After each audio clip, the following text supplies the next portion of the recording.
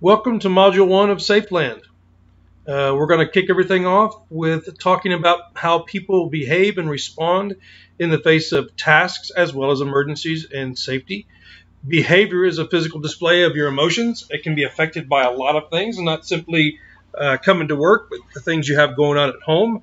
If you got bit by your dog that morning and your wife beat you up and you ate raw eggs for breakfast, you're probably going to be in a bad mood, and that could transition into how you respond on the job site. And that's why it's important. We all must know that behavior is how you act, and those influences on how you act can affect your behavior. Your emotions. Everything is tied to your emotions, your attitude. It's all components of the behavioral cake, if you will. We have different kinds of ingredients for our cake, just like we have different kinds of ingredients for our behavior. And as I said before, if you have stuff going on at home or you have stuff that's taxing you emotionally, your attitude can be negative. Just like if everything's going well, it can be positive. Behavioral-based safety, or BBS, really tries to focus in on how behavior is tempered through consequences. For many of us, we would avoid getting in trouble because we don't like the idea of paying a fine or going to jail, and that is making us do what we need to do instead of getting in trouble. There is a situation where behavior is affected by consequences, or the idea of consequences. In all behavioral-based safety, the ultimate goal is no accidents, no incidents, no near misses. We don't want any problems that could lead to an unexpected outcome other than people doing their jobs and going home safely. Your negative behavior, it can be very costly. A lot of people say, you know, it's my world, leave me alone, it's just about me, but that's not true at all. How you behave at the work site or in life totally affects everything around you. It's like you have a little force field that floats around you and it can bump into other people's force fields and affect them. Well, what we look at when we look at behavior is what we call the ABC model. And in the ABC model, whenever something is going on, there is an activator, the thing that started the whole thing off, what kicked it into gear. And we know that an activator could be something simple as someone cutting you off on the road. It could be simple as taking a shortcut on a job task. Your behavior response to that activator will determine, finally, the consequences of how everything will resolve based on your activity. We had an employee one time that didn't like to pick up equipment by bending at the legs and constantly, just bent over at the waist and grabbed stuff and twisted and bent down to the ground and grabbed stuff. And we were constantly reminding him, hey, this is going to get you hurt one day. And, 10 years later, it cost him his back, and he had to retire early based on his behavior. There are multiple opportunities for him to correct his behavior. He didn't consider the consequences. But in the ABC model, we really try to look at the consequences so that we can determine how we will behave on the given activator. Your behavior can be both positive and negative, and of course, we're looking for positive behavior. So here's some principles of behavioral-based safety. They're going to give us an opportunity to put these into play here, and so we can see what they really mean. And let's start putting these into our paragraph here, and I'll just read it and we can go along together. It is your job to help prevent accidents from occurring, so be proactive rather than reactive. Participate in helping others keep a positive attitude. Observe your workers to see if they're having a positive behavior in a positive way, If they are not, help them manage their poor behavior. And that's easier said than done in a lot of cases, but we as employees, conscious of our surroundings, can get involved and help manage each other's behavior. Consequences motivate behavior. Boy, that's a true statement. Communicate to them that in order to stay safe, they have to maintain a positive, safety-minded attitude. Give them feedback. In other words, tell them what was good and bad of their negative behavior and correct it. Continuous improvement happens when we work together. We should never say we've made it. If we say we've made it and we've attained all of our goals, then we didn't shoot high enough at the beginning. We should continually be trying to improve everything that we do to stay safe and to make it better and more proactive and more for everyone involved. Behavioral-based safety programs are affected by all of these groups listed right here.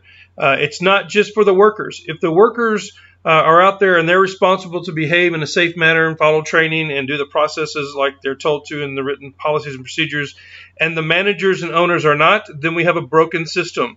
It is the responsibility of everyone, workers, supervisors, managers, those who sit on committees that help guide principles and policies for safety. It's everybody's responsibility to be involved in the safety program. I want to talk a second about the supervisors, though. Their responsibility is a little more in depth. They have to take what they hear and see about personal information on people, keep it confidential. They can't let that stuff, filter out in just average day conversation. They're responsible to make sure that they're watching people and making determinations on whether behaviorals are good or bad. And when they see negative behavior, it's their opportunity and responsibility to help root that out of the system. And so I like to pick on the supervisors a little bit because we've been in that worker's position, and now we're in a position of authority where we can make change. OSHA likes to see those people in the role of supervisor have the authority not just to stop an unsafe behavior, but make change. So supervisors, I encourage you to actually be a part of your employees' focus during the day, as well as in the policy making with your managers. Next, let's talk about communication. Communication is using words, sounds, signs, or behaviors to express or exchange information. I don't want you to get stuck on the position that only verbal communication is fruitful in an occupational area. In the area where work is happening, there's a lot of things that happen without actually speaking to each other. Communication is important when there are multiple groups. So if you have, say you're on a construction site and you have a group of carpenters working and you have the local lumber yard delivering wood and nails, and then you've got the plumbers who are digging holes and running lines into the property, and the electricians are starting to pull wire. If this is all going on at the same time, we call that simultaneous operations, or SIMOPS as defined for short. I know that word right there, SIMOPS, is actually one of your fill in the blanks in your book. So if you're following along, that'd be a good time to put that one in there. When you have a simultaneous operation going on, we like to see three-way communication.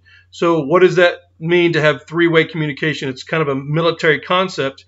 And this is how it works. I tell you something, you advise me that you hear what you're telling me, and I acknowledge that you got it right or wrong. You guys have all seen a little exercise where you sit in a circle, somebody whispers something in the first guy's ear, and it goes all around the circle, and then it gets back to the first guy, and it's a completely different story. Well, this is beaten by three-way communication. You tell me the car is red. I tell you, I understand that you're telling me the car is red, and then I tell you back, yes, the car is red. We've bounced that ball back and forth, and now you're taking the information with you. And that's one of the strongest ways, and that's why a lot of the military programs use three-way communication. We also use that in emergency services. All right, let's transition into a drug-free workplace. If you don't understand the concept of drug-free workplace, you've been probably living under a rock the last 20 years in the United States. There is zero tolerance for drugs, alcohol, or any kind of contraband on location. Contraband would be defined as anything that is forbidden. It's just not drugs. It's any unauthorized medication. You could be given a prescription medication for, let's say, Vicodin, which can alter the way that you handle heavy machinery. And for a situation where you'd be driving, say, a grader or a dozer, then that would be considered an unauthorized medication. Now, clearly, illicit drugs and paraphernalia are illegal, not allowed on location. They would be considered contraband. Almost all industrial sites, alcohol is forbidden, and any kind of weapon, as well as ammunition, would be considered contraband. But what about the question of maybe a pocket knife? Would a pocket knife be considered contraband? Well, the answer is if you're using that knife in your job, then it may not be considered contraband. But it couldn't be that you're carrying a 6-inch switchblade and someone asks, why are you carrying the switchblade? And you say, well, I need it periodically to cut some wire once in a while. Well, then that's not acceptable, and that would be considered contraband. If you were carrying a rug knife and you laid carpet, then clearly that's part of your job. Here are some types of contraband more on the drug side. Clearly cannabis is going to be not just illegal but contraband. And I want to talk a little bit about the synthetic cannabinoids that are popping up everywhere. We don't know how people will respond because the synthetic cannabinoids, since they're not regulated, they're coming in from other countries and places where we don't know how they're made. We don't know what the mix was to create the solvent to make the drug. And people who are using them are really taking a risk. They don't know how they're going to respond. And so having a synthetic drug on location that you could buy in a gas station basically is really way more dangerous because we don't know the actual outcome of what you're going to get as a result. All medication, whether it's over the counter, prescription, has to be in its original container. You can't take your spouse's medication. And a lot of companies, say your wife and you both take the same muscle relaxer, and you get caught taking your wife's medication, and you got her bottle with you, and you may be prescribed for it, but you could actually get in a lot of trouble for taking someone else's medication, even if it's your spouse. So just refrain.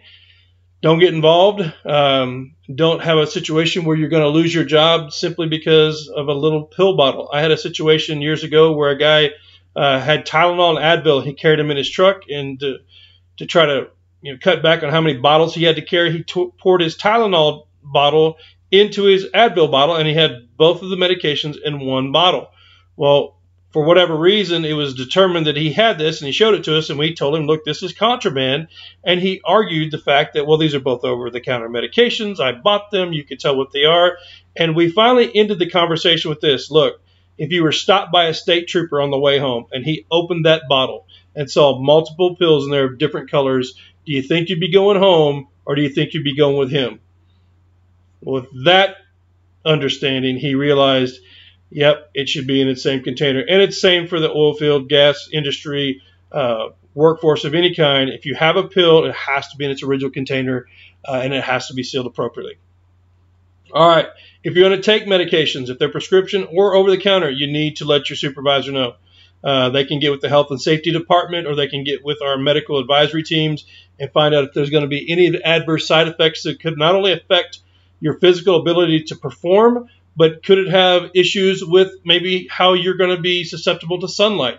Some of the new blood pressure medications and some of the medications for allergies affect the way that your body can stay in the sun. And we need to know if you're taking these medications. So on those days, you may not be able to work outside. So you got to let your supervisor know what's going on and what you're taking.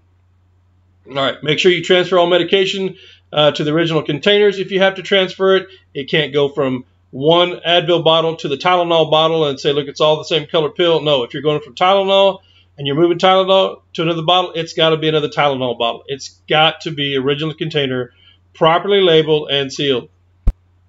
You must be drug and alcohol free on the job. Let me read that one more time. You must be. That is not an option. You must be drug and alcohol free on the job all the time. They have the right. We have the obligation, and we will enforce a drug policy to include drug testing. And here are the situations where you could be looking at a drug screen. Of course, when you go to get the job, you need to pass your drug screen. If you have an accident, you will most likely be taking a drug screen, as well as those on your crew that were involved in the accident. They could be asked to take a drug screen as well. We have those situations where everybody's name is thrown in a computer, and it randomly selects people to get drug screened. I worked at a company where the owner actually got popped for a drug screen like 6 times in the same year, and he had a good spirit about it. He took the drug screens and just kind of went with the flow. There were other employees that did not get selected over a couple years, and it's just the way that randoms work. Reasonable suspicion. If your supervisor determines that your attitude or the way that you're working on location is off, there's something about how you look, act, or responding that could be questionably under the influence, they can do what's called a reasonable suspicion drug screen. They tell you that, look, there's something not right, and we need to get you checked. That is totally within the bounds of their authority, and it was a condition of employment when you first got hired. If you're away from work for a long time, we have the return to duty drug screen that can be imposed. And then finally, a follow-up drug screen if you've had some work done to your body, or if you've had a positive drug screen in the past, that may be the situation that you're going to be taking care of. Now, refusing to take the drug screen. In most companies, in most cases, a refusal to take the drug screen is the same thing as having a positive drug screen. You will be asked to leave the property and most likely lose your job. But you can refuse. It is your right to refuse, but it will be considered a positive in most cases. Drug testing is required by several federal agencies. If we do any work for any of these agencies, they can impose their level of testing. To that end, some clients contractually have their own testing requirements that they impose. I worked with a company not long ago that the client was allowed to come on location and hair follicle test everybody on location as they saw fit, and it was contractually obligated. And if you were an employer or contractor of any company working for them, you had to allow this to happen or you could not work for them. It's very specific.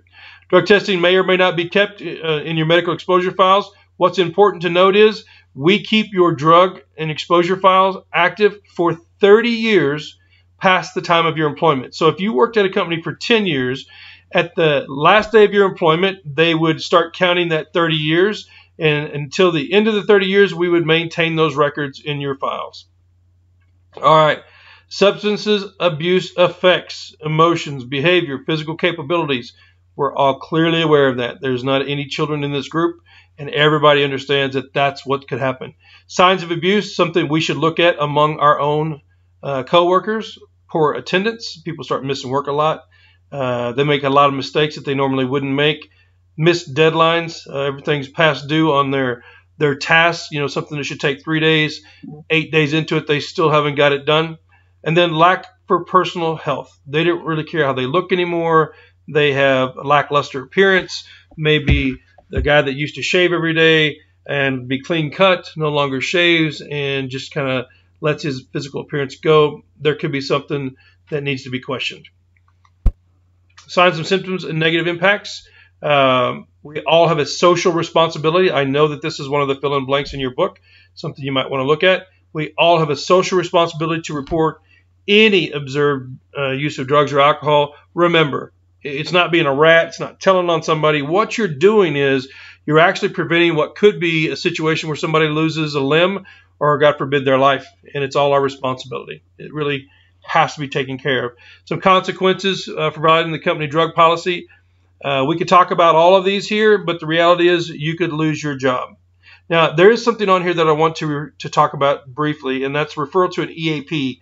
This is my favorite program in safety, an EAP. If you think that you have a problem, if you know that you're stuck on drugs or alcohol or one of these situations, you can go to your employer and ask for assistance. And what the EAP program does, or Employee Assistance Program, what it does is it locks in your job at that moment. It freezes it in time.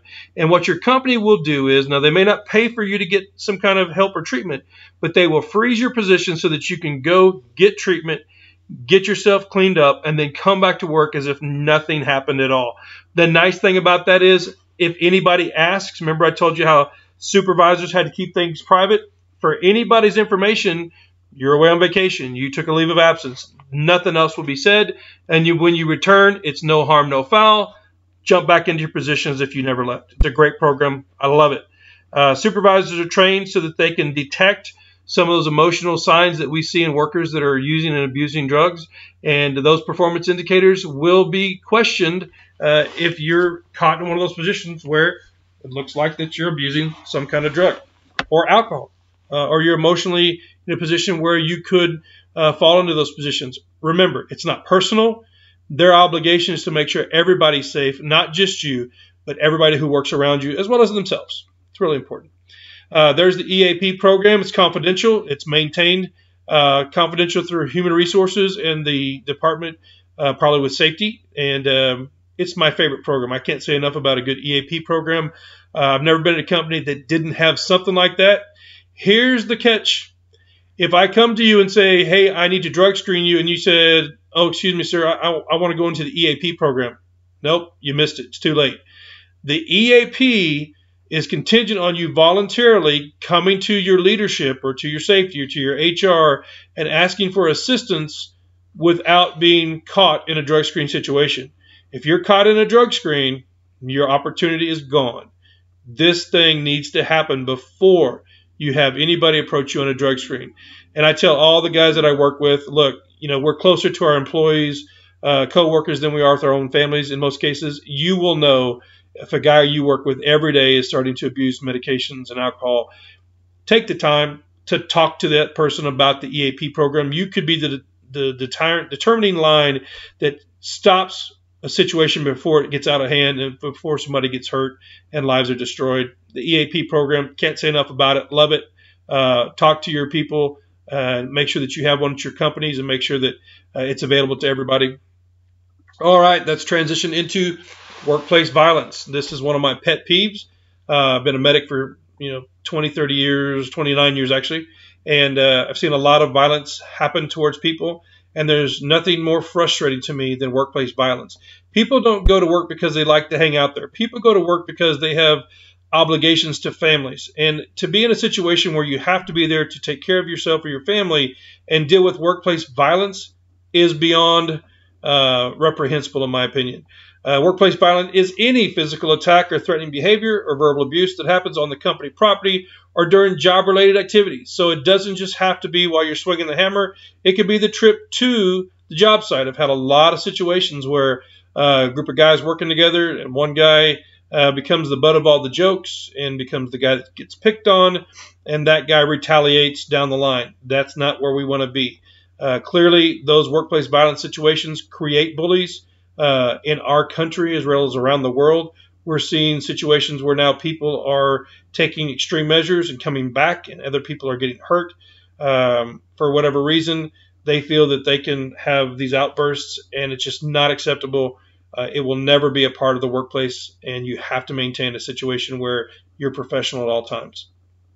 Workplace violence includes intimidation and harassment. Don't even get involved in trying to make somebody afraid of you. It's not going to happen. A hostage situation, clearly. Swearing or shouting in anger. I've had a lot of situations where guys didn't realize that what they were doing when they were yelling or cussing at the other guy was a situation that would be considered workplace violence. When you're cussing somebody and screaming at them and they feel intimidated, you've put that situation in where they can have a problem and you be the one that's going to deal with it with leadership. Sexual assaults, advancements on someone sexually, none of that's acceptable. Of course, fist fights and shootings, definitely workplace violence. Warning signs to watch for, and these can be up or down, here to there, depending on how the person is normally. Frequent mood swings, holding a grudge, displays of temper. Some people live like that. Some people are like that when you first meet them. However, if there are changes that happen as you go through the process of working with somebody day in and day out, then you look at those situations and determine whether or not someone is either in a violent situation or they could produce a violent situation at the work site. Your company can be proactive in preventing workplace violence by having a workplace violence program. I guarantee you your company has a workplace violence program, and it starts with, we have zero tolerance. There is no allowed violence on the workplace. It will cost you your job. In a lot of places, it will cost you your career. The zero tolerance policy is just that. It means your company will not tolerate any form of violence or harassment. And that's cut and dried. No questions. Many situations, even if you're a great employee and you've been there 15 years and never been in trouble, you come in and it's an incident of workplace violence, your career may just end right there. All right, so let's talk about an incident or an accident. What are the dividing lines and what else is involved in incidents and accidents? An incident, and you're going to need to know these definitions, is an unplanned event that could have or did cause workplace illnesses, injuries, or property damage. An accident is an undesired event that results in personal injury or property damage, and a near miss, incidents where no property was damaged and there were no personal injuries, but were, given a slight shift in time or position, damage or injuries could have happened. There's been a real change in the culture of reporting to companies these three different items, but mostly near misses. We know as safety professionals that the more near misses that we can log and categorize, the greater ability we can forecast if we have an incident or an accident that could be looming in our future. Please report all your near misses to your safety leadership. It's extremely important. You will most likely be thanked and pat on the back and not talked to as if you did something wrong. We're all required to report all work-related injuries, no matter the significance, from a smashed finger, torn fingernail, stubbed toe, to quite literally a fatality on the job site. Everything needs to be reported so that your leadership can trend the data and work on improving in that idea of continuous improvement, how we work from day to day. Companies must report We have an obligation to OSHA. We have to turn in the 300 log every year. And here are some of the things that we have to report. One or more fatalities, we have to call OSHA within an 8-hour period. The other thing is if somebody is hospitalized, just one person is hospitalized, which means they go into the emergency room and they go past the emergency room into the hospital and get a bed. That we call that a catastrophe now, just one person. So at 24 hours, we have to have reported that to OSHA, and we must maintain it on our log that gets turned in every year. It's your duty to report anything. You have the right to report a work-related injury or illness straight to OSHA. Obviously, you want to tell your employer, but if your employer is not doing what they're supposed to do, you can report straight to OSHA. They have a 800 line. They've got Google. They've got all these different ways you can reach out to them, and they will pay attention to what you have to say, and they will inquire with your employer whether or not you've taken care of business or there's something that's been covered up. Investigations.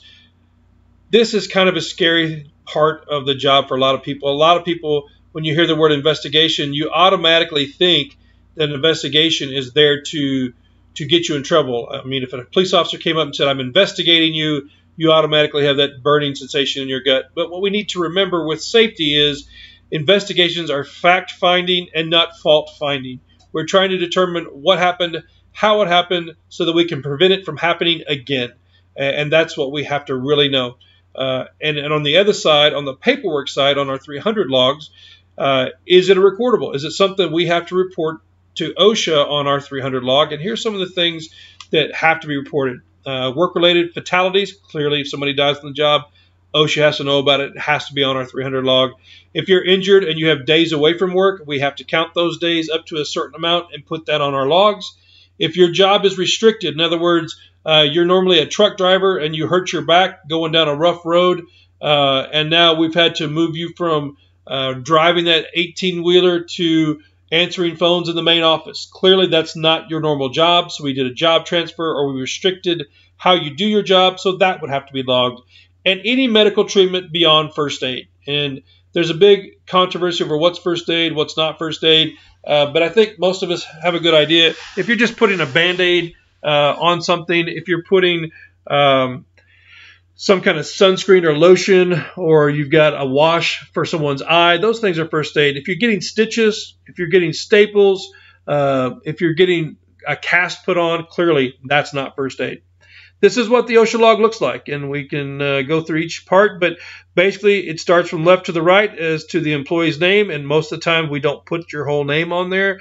Where the accident happened, the injury date, kind of a small description, and then over to the right, just like your taxes would be, there's little check marks where you can actually mark stuff and bring it down to the bottom and add it up for your totals. A non-recordable, one of those situations would be maybe that first aid situation where somebody got a splinter in their finger and you were able to take it out with just a little scraping of a piece of a tool across the front of the splinter, it came right out, or a piece of tape on a splinter, it came right out.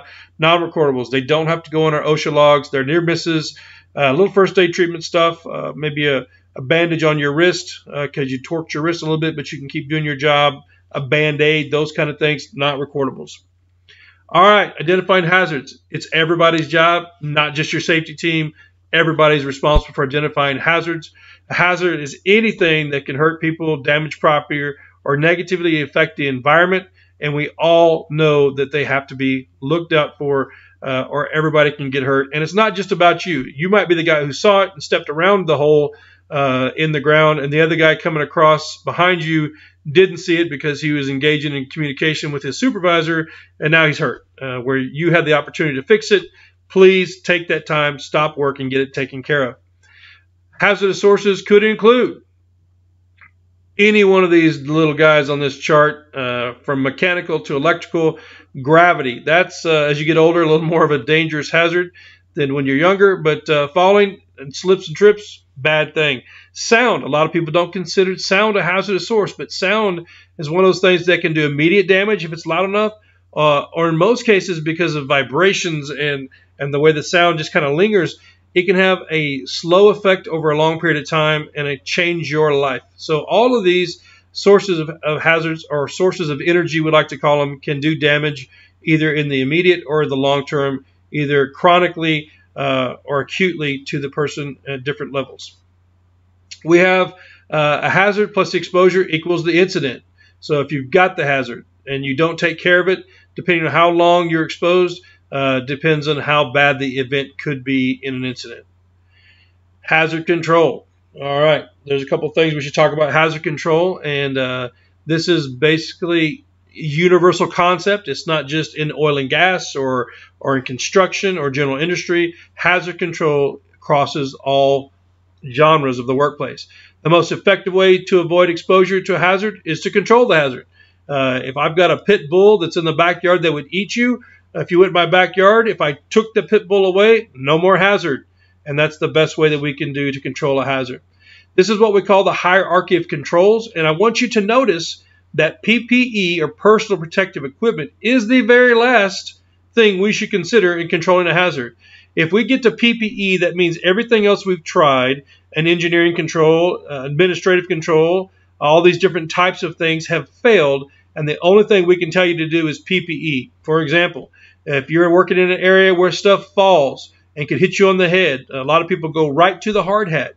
But an engineering control may be a net system, where a net system catches anything falling and that wipes the opportunity for you to be struck in the head. Not that we wouldn't give you a hard hat anyway, but we've maintained control of the situation through an engineered net program. Secondly, administratively, we may say you're not allowed to go out under the nets unless you have somebody watching you and unless all work stops above your head. That means we've administratively controlled the hazard. And then finally, the PPE would be, hey guy, here's your hard hat. Make sure you have it on so that nothing strikes you on top of the head. All right, engineer controls are the first line of defense. That is one of your write-in answers in your student handbook, so be sure to look for that. Engineering controls are the most effective way to control the hazard. If we can get rid of the hazard, it's like Mr. Miyagi said in The Karate Kid, the best block, don't be there. And that's what engineering controls do, is they take the hazard and remove it from the situation. Examples of hazard controls include fit for duty exams. A fit for duty exam would be something where you go get a physical exam to see if you can physically handle the job that you're asked to do. Short service employee programs are for people with less than 6 months experience on that specific job, where we give them extra time to learn. We give them mentoring programs, all those kind of things to make sure that they understand the hazards available. Accident prevention signs and tags, so we can have visual markers. Observations, we got safety personnel and supervisors looking for bad habits or bad behaviors or the potential for unseen hazards in the workplace. A JSA, a job safety analysis, we'll get that in a little bit further in the section, but it basically refers to a specific plan, a roadmap, if you will, on how to do a job task safely.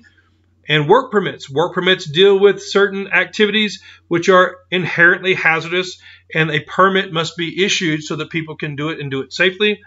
And the Stop Work Authority program, probably my favorite, simply means if you see an action that is dangerous, you have the authority to stop that action, no matter your level or title within the organization. And there we start talking about these individually. Fit for duty, make sure you can do the job without getting hurt or causing someone else injury. A short service employee, again, someone with less than 6 months experience in that job. So if you are an employee of a company and you've been there for 10 years as a pipe fitter, let's say you're a pipe fitter for the last 10 years in this company, and all of a sudden now they want you to go be an electrician's helper. Well, you've been at the company for 10 years. I guess you wouldn't be a short service employee by this definition. But because you've never been an electrician's helper, you would be a short service employee in that area of the business. So yes, in that situation, you would be an SSE. So this definition is only partially written. It should be anyone new to the job or industry or a change in job that they're not familiar with.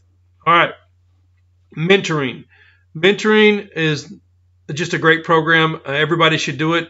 The idea of mentoring, I think, is relatively new as it comes to some industries. We've had a lot of people that were what we call old school, and they would just basically tell you, if you don't know how to do it, get out of my face. Well, that's changed. Safety now is such a focus in industry that mentoring is the primary way that we actually train people. The on-the-job training programs and the safety counseling that you're going to get from somebody who's been there doing the job is one of the best ways to pick it up and pick it up quickly. Accident prevention signs and tags. There are different signs and different tags. A warning sign will tell you the level of degrees of a hazard, what the hazard is, and where you may be exposed to the hazard. That is in your student handbook, and it's going to ask you to check mark those. So be sure that you're aware that those three are what a warning sign tells you. These warning signs, this is what they look like, and their colors are specific. Blue on white. We got green for safety, and then yellow is caution. If you've been around very long, most of these signs will just make sense to you. But the color schemes are set out, and they are talked about in the OSHA standard, and they must be adhered to. Warning tags mark temporary hazard. A warning tag marks a temporary hazard. Let me tell you that again.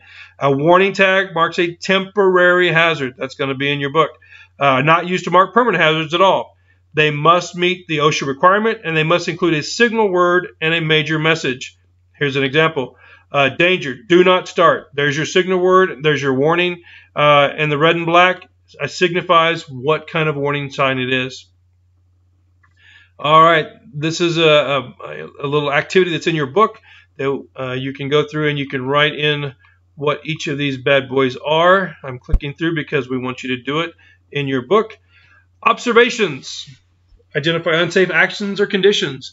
People used to joke around about the safety guy just standing around and watching that he was lazy. Well, the reality is the safety guy standing around watching over years and years and years collected a lot of data that now we can use in determining how people will do their jobs and how they would do it safely. It's all about recording good behaviors and kicking out the bad behaviors and making it safe for more people on the job. This is an observation card. A lot of behavioral-based safety programs have these kind of cards where the employee can fill it out. They can mark what they've seen, that somebody either did well or somebody did wrong. We can go from there and trend that data and determine how we can fix any situation that could be a problem that could plague an industry and cause multiple problems for multiple employees. There's another activity in your book that you can fill out, and we're talking about what's wrong with this picture. Let's just look at this picture just for a second. This is about behavior. This guy, I would say, if I had to guess, has probably been a carpenter for a long time. He trusts his ability to the point where he's gotten complacent. I guarantee you the first time he picked up a saw, he went slowly, he took his time, he kept his fingers, legs, knees, hands, elbows back as far as he could from the blade.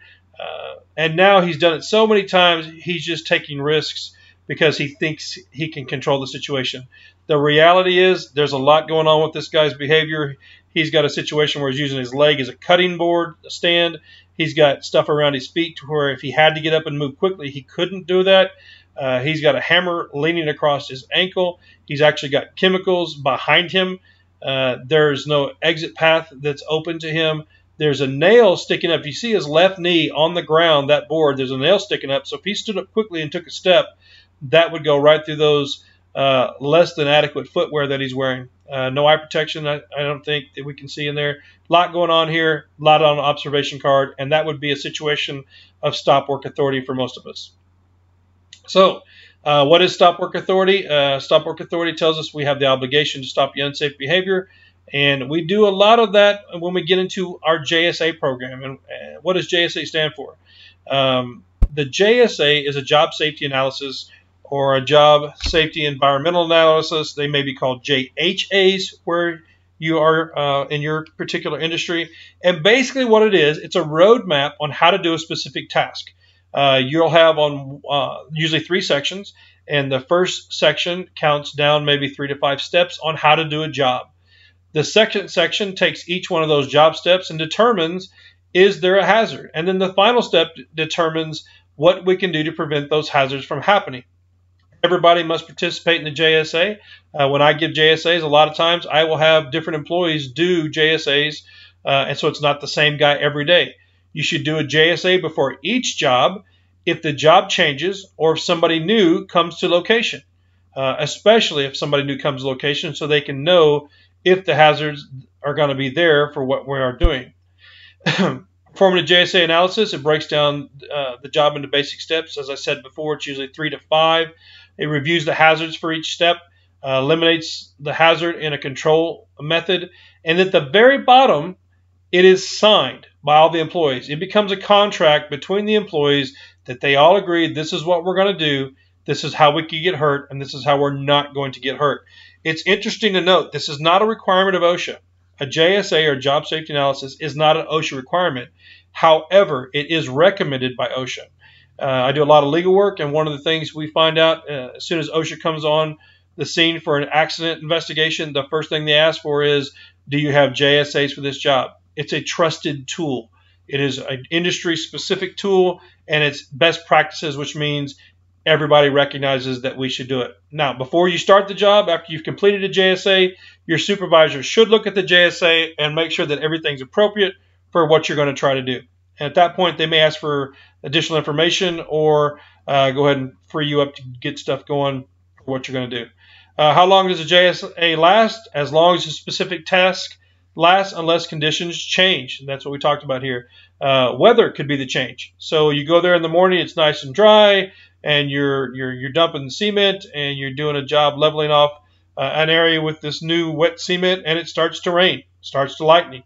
Obviously, the conditions have changed to where it's not safe for you to be doing what you were doing, and the JSA must reflect that. There's a little activity here that they're going to talk about screwing in a light bulb.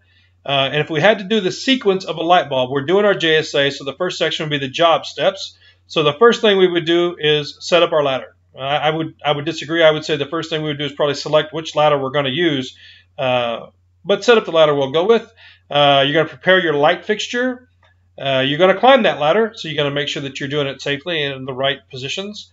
Remove the burned out light bulb. Screw in a new light bulb. Come down the ladder.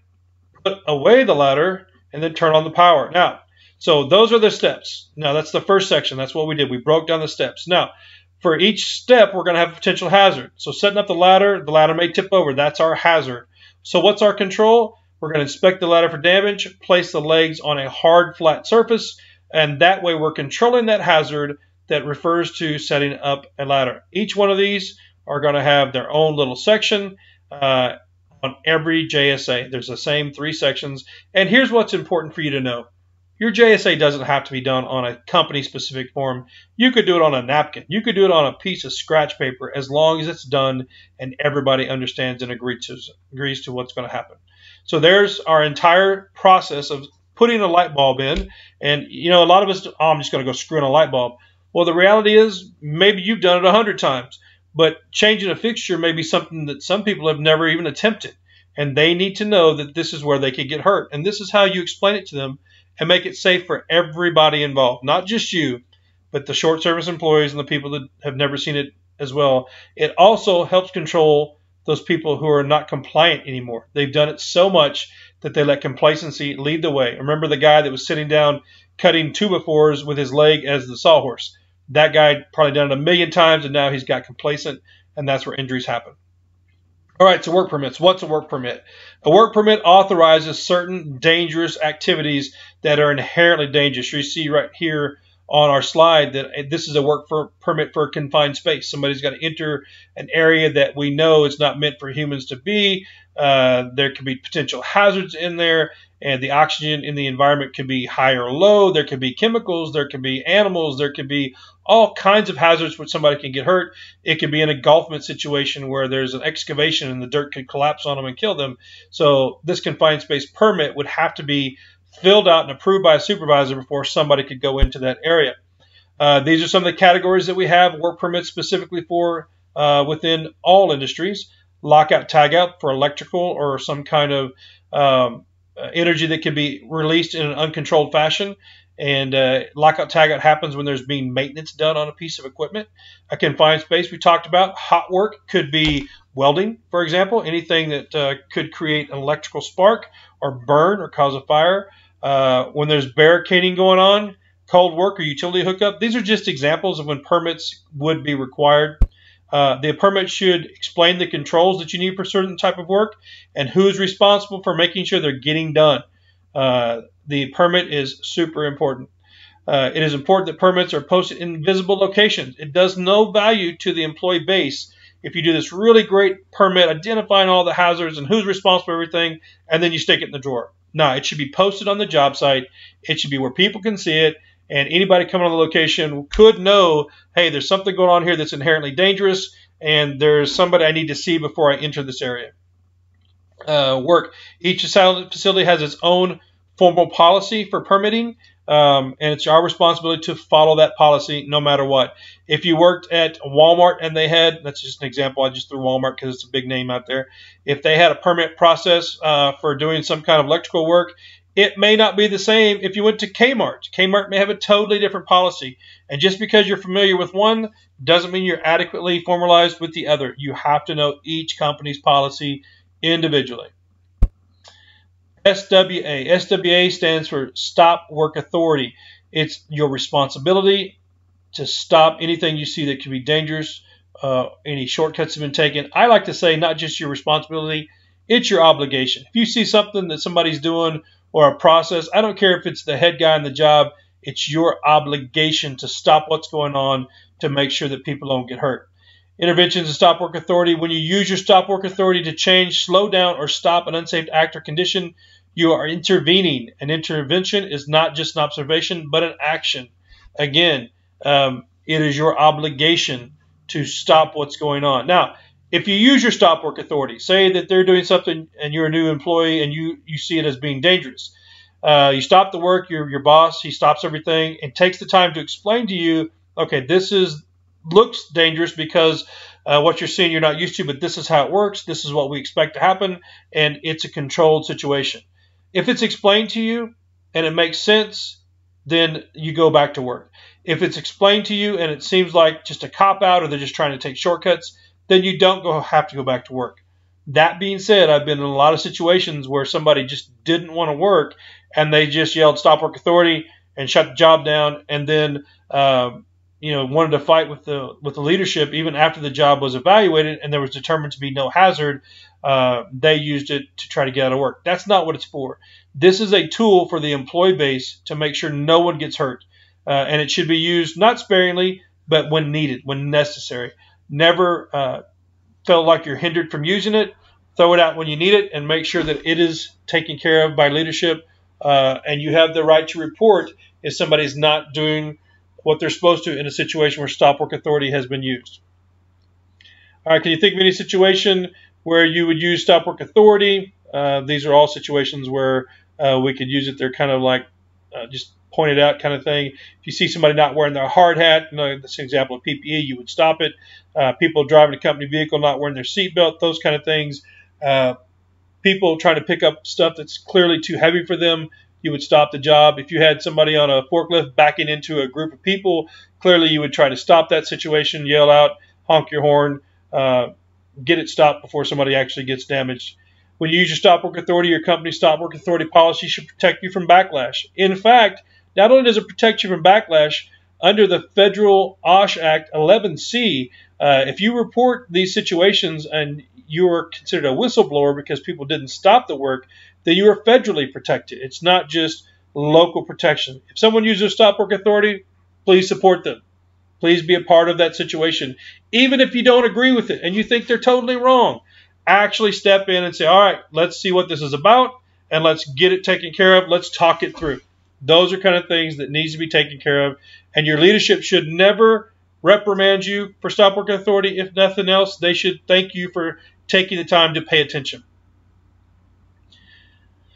Big idea. We're looking at this guy trying to determine whether or not we would stop this guy from doing what he's doing. He's got a plugged in great big drill there, impact drill that he's going up there. He's going to be carrying this up this ladder.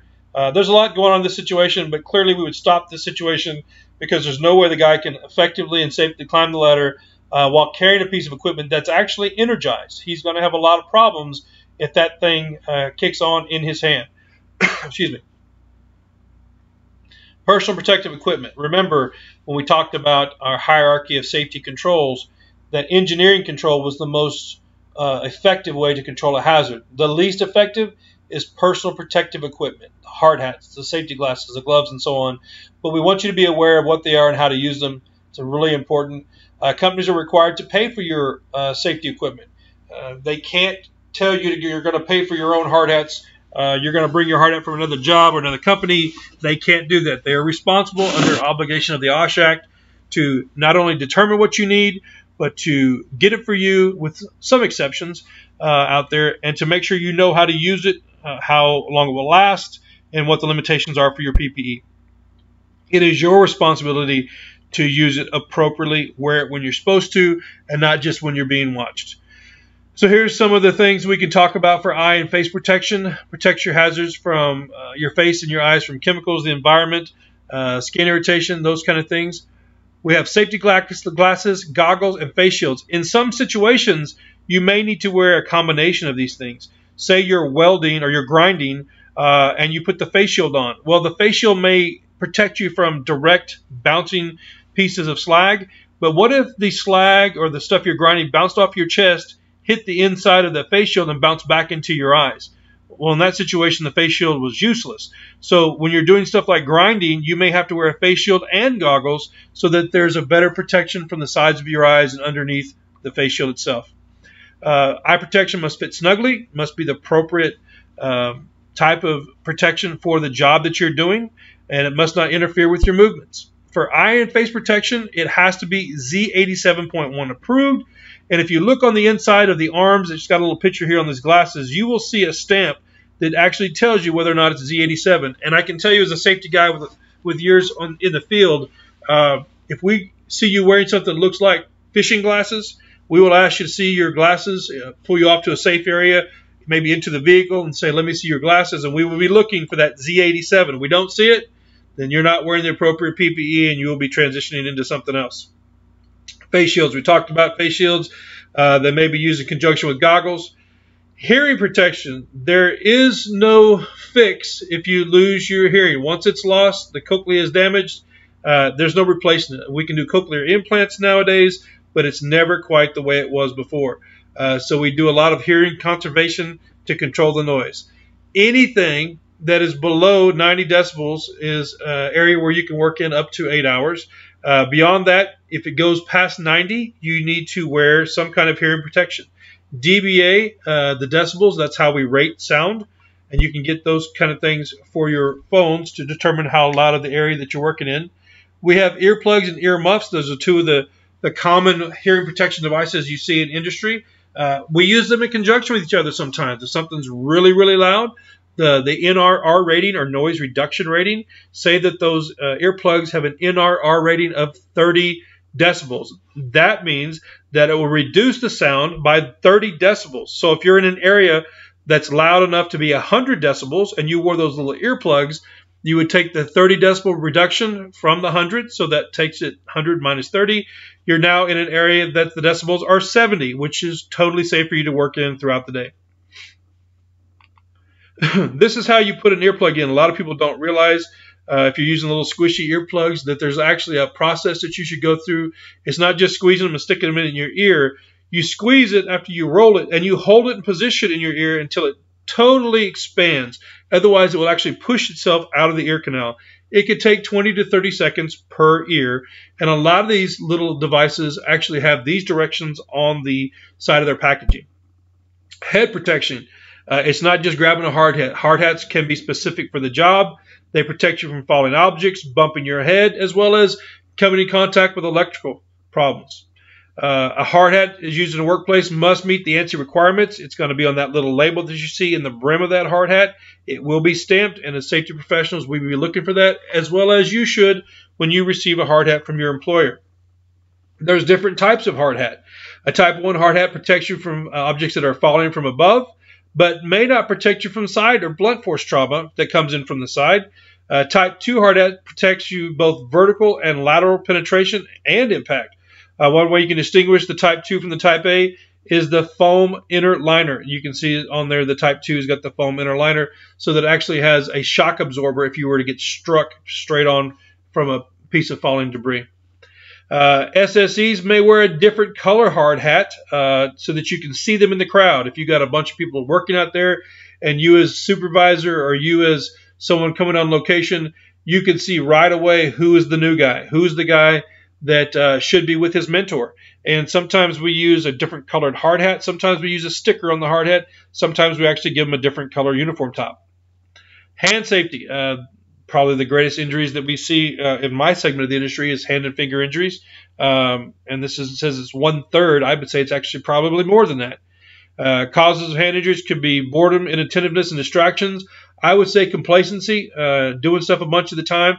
And the other thing is a lot of the jobs we do requires more than one person. So you may be holding something that somebody else is hitting. You may be hitting something that somebody else is dragging, and you have a potential for hurting your hands. There are several tools that actually can cause injuries to your hands by misuse or by something slipping. And these tools, they can be struck. The blade broke on your knife as you're trying to cut a piece of twine. The tool slipped off. That big monkey wrench, the red handle, we call it a monkey wrench. We have a lot of guys who hook those. They call them a 36-inch pipe wrench. You hook it on the pipe and go to push. Next thing you know, the teeth slip because of some oil or debris on the pipe, and you slam your fingers into the side of the rig. Not a good day. Here's a key thing to help protect your hands. You don't use your hands as tools. We're not Bruce Lee in this thing. We're not Jackie Chan in this thing. We're not punching and hitting things with our hands to drive them in or push them forward. Use the appropriate tool for the job. And with that being said, use the right size tool for the job. Make sure that you're not using a tack hammer if you need a jackhammer. Make sure you're using the right tool for the right job each time. Keep all your tools and blades in good condition. There is no excuse to be sawing on a piece of rope with a knife that is as sharp as a spoon. You're just asking for injury. Find out what tools you need and choose the right ones every time before you start. Here's an example for knives. We just talked about knives. You don't use them as screwdrivers. You don't cut towards yourself or cut towards anybody else, and you always keep the blade sharp. It's the dull knife that you had to push extra hard on or work extra long with that actually is going to cut you. Machetes, bush knives, and hatchets should be used on a limited basis, and you should always let your supervisor know that you're going to use them if there are going to be people that could come in contact with them. Finger protection. We got gloves, finger guards, and arm coverings. The one on the right for the arm coverings we see a lot in the chemical industry for people who have a lot of exposure. Gloves are designed for one job, may protect you, that may not protect you for another job. As a medic, I wear a thin latex glove that would have no effect if I went on the job doing a welding job. They would literally just melt to my hand. So you got to know the type of glove that you need, and you got to use the appropriate glove. If you're dealing with chemicals, you can find out what kind of glove that you would need from your SDS form or your safety data sheets that are maintained either with your safety department or in your lounges or wherever you have your safety data sheets at for your company. Common glove materials are rubber, leather, cloth, high visible specialty material. Gloves anymore, they're all over. In the oil and gas, we see a lot of gloves that are impact gloves. In other words, they've got raised ridges across the back, and they help you in case you're going to hit your finger or something comes across the back of your hand. And let's just going to give us an example of each one of these. All right, foot and leg hazards. All right, falling rolling objects. You could actually walk into something that could pierce your leg and inject actually something into your body that's got dirt in it. Multi-materials, slippery surfaces, and electrical. Protective footwear must meet ANSI Z41 and ASTM F2412 and F-2413 standards. It's not simply just an ANSI standard, and it also must be the appropriate footwear for the job. Protective footwear is designed to protect your feet against falling or rolling objects. That is one of those fill-in-the-blank answers for your student handbook if you're following along. Many operators prefer protective footwear that is non-conductive and slip-resistant. If you're in a job that constantly has areas that get slimy and slick, slip-resistant footwear is a must. If you're in an area where you can step on a live contact wire and be the conduction part of a circuit, then you definitely want something that's non-conductive. All right, body protection hazards. This is an unlimited list. Here's a simple list of things that you could come in contact with that could hurt you. Body protection chemical suits. That's a full body protection. If you don't have to get in a Class A suit like that, God help you if you do. They're hard to wear, and it's in an environment where clearly we cannot eliminate the hazard, and the PPE that we wear is going to be our only ability to stay alive in these hazards. Aprons, leggings, and sleeve protectors, they're dealing with chemicals. These guys are in situations where the hazard is so dangerous, there's nothing else that can be done, and the PPE for body protection is what we have to use. A fire-resistant clothing in the oil and gas industry anymore. This is kind of a standard. This is something that people should pay a lot of attention to, in that fire-resistant clothing doesn't mean you can stand in a fire. This is not what the firefighters wear when they go into a burning building. Fire-resistant clothing, they have a flash proof that they can actually take a flash burn for. Some of them are 7 seconds, some of them are 15 seconds. I've seen as much as 30 seconds. They're not meant for you to stand in a burning area. They're meant for you to escape. When the flash happens, it's going to allow you to get away without catching on fire. But they are not by any means completely fire resistant. Fire resistant clothing is less likely to catch fire, protects you from flash fires, flames, and electrical arcs. It is self-extinguishing, and it gets you away from the area so that you can be taken care of and not be caught on fire yourself. You must wear FRC before you enter a thermal hazard area. In other words, if there's potential for fires or flash fires or heat that could catch you on fire, you have to have your FRCs on. It must be the outermost layer of your clothing. So if it's cold outside, you don't put your FRCs on and then put a jacket over the top of it. Your jacket would clearly go under your FRCs so that they wouldn't catch on fire in case of a flash. Be sure that your FRC is approved for the use in the work area. Be sure that if you're laundering your own FRCs, it doesn't reduce the rating of how much protection you will have. Some of these things, they should be professionally laundered. Some detergents actually mess with the ability of the chemical dip that they have on this clothing. So make sure you read the labels and understand the capabilities of your FRCs. Respiratory protection. This is going to be something in your workbook. A respirator is a device that covers your mouth and nose and is designed to improve the air for your lungs to breathe in. Look at this. Your company is responsible for identifying and assessing respiratory hazards in the workplace. That being said, you make sure you know that they have done this and that it is done appropriately. Respirators must be worn in hazardous atmospheres.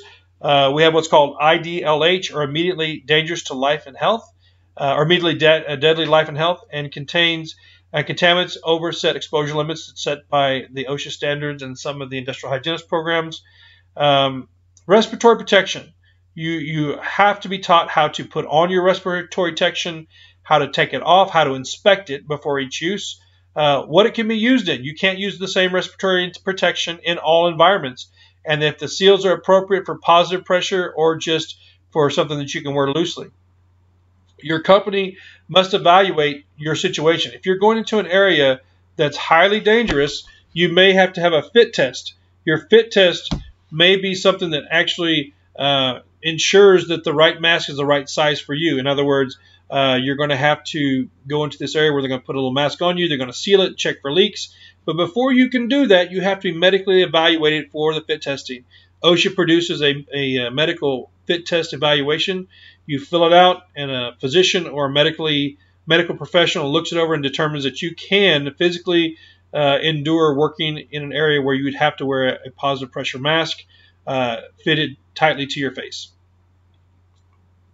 Types of respirators include air purifying respirators and air respirators, or self-contained breathing apparatuses, or supplied air respirator. Air purifying respirator, you see, maybe you're painting, those guys who paint the cars. That's the one here on the left. They can wear these little cartridges that filter out the particulates from the air and make it safe for them to be in that environment. Some environments deal with gases, and a gas can't be filtered out with a particulate filter, and we have to carry our own air with us, or we have to be in a situation where the air is pumped in through a hose and we wear it in a fit mask like this gentleman's wearing. Looks like that may be a Scott mask that he's got hanging on his chest there that would fit tightly to his face, and there would be no way for another gas to come in around the seal, and he would breathe from the tank on his back. There are two types of supplied air respirators, hose-lined or SCBAs we just talked about. The SCBA escape pack, these are little guys. These aren't used but for about 5 minutes. And basically what happens is, say you're on a location where something bad happens or the atmosphere changes and it's deadly, that plastic bag, you just pull it over your head, crank that tank on, and take out of there. Get out of there. It lasts for about 5 minutes, and it's just for escape. Immediately dangerous to life and health environments, or IDLH. These are areas that should be identified for your location before you get there, and preparations must be made so that you can be in those areas without having an issue of not being able to breathe safe air. An area is IDLH if the chemical's IDLH concentration is reached, the concentration is unknown, or it's oxygen deficient. In other words, below 19.5%. Those situations, you have to be considered IDLH and you have to make preparations. Your company is responsible for that, but you need to make sure that you're taken care of before you just blindly walk into one of these situations. These situations aren't forgiving. There is no second chances in some cases, and you can be damaged immediately by entering these areas. Anytime works are in an IDLH area, these workers have to wear either the SCBA or the supplied air. You can see the guy on the right is plugging his hose into the supplied air that's off in an area that's safe and has basically just atmospheric air. It's not oxygen, it's just regular breathing air. If you find any of these during your inspection, immediately remove your PPE from service. There it is. If you're inspecting your PPE, your respirator or your hard hat or your gloves or hearing protection, there's something not right, don't even risk it. Just get rid of it. Remember, PPE is the last line of defense. So if there's something wrong with it, you don't even have that defense anymore. So you're in a position where you could definitely be injured by trying to use broken, damaged, or worn out PPE. All right, that is the end of section 1, or module 1. We're going to take a short break, and when we come back, we'll kick into module 2. Thank you for your attention, and we'll see you in a few minutes.